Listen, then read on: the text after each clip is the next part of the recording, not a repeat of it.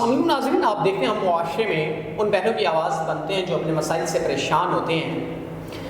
ہم نے اکثر معاشرے میں دیکھا کہ ہماری بیٹیوں اور جو بھی معاملات ہیں ہمارے معاشرے میں بہنوں کے بہت سنجیدہ ہیں، اپنے مسائل کی وجہ سے کافی یہ بہنیں پریشان ہیں۔ تو آئیے ان کے جو مسائل ہیں وہ آپ لوگوں تک پہنچاتے ہیں۔ السلام علیکم۔ وعلیکم السلام۔ اچھا بہن، مجھے یہ بتائیے گا، زندگی کے معاملات نے آپ کو جھنجھوڑ کے رکھ دیا، پریشان کر دیا، اوپر سے معاشرے کی گندی نظروں نے، تو اب آپ کیا اپنے معاملات کو دیکھتی ہیں؟ کچھ عرصہ پہلے میری والدہ کی وفات ہو گئی، تو ان کے جانے کے بعد میرے والد صاحب نے دوسری شادی کر لی۔ جو میری سوتیلی ماں ہیں وہ میری شادی کرنا چاہتی ہیں، لیکن ایک ایسے شخص سے جس کی عمر مجھ سے زیادہ ہے۔ میری عمر 20 سال ہے، تو اس شخص کی عمر 60 سال کا وہ بوڑھا آدمی ہے۔ تو میری ماں صرف لالچ میں، سوتیلی ماں جو ہے صرف لالچ کی وجہ سے میری شادی سب بڑے عمر کے آدمی سے کر رہی ہیں۔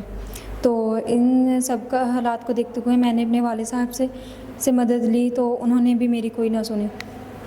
تو اب آپ کیسے اپنے معاملات دیکھتی ہیں؟ آپ کا مقصد ہے 30 35 یا 40 تک ہو جائے، اس سے اوپر نہ ہو۔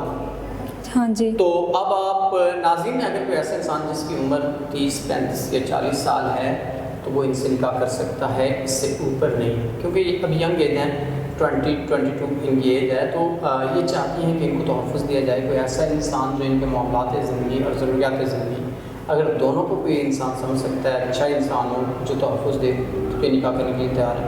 بہن، اگر کوئی ایسا انسان جو 40 سال کے راؤنڈ اباؤٹ ہو اور آپ کو عزت تحفظ دے، آپ کی قدر کرے، آپ کے جو بھی تھوڑے بہت مسئلے مسائل ہیں، اگر ان کو حل کر کے کوئی آپ سے نکاح کرنا چاہتا ہے تو آپ نکاح کر لیں گے؟ جی بالکل، میں کر سکتی ہوں۔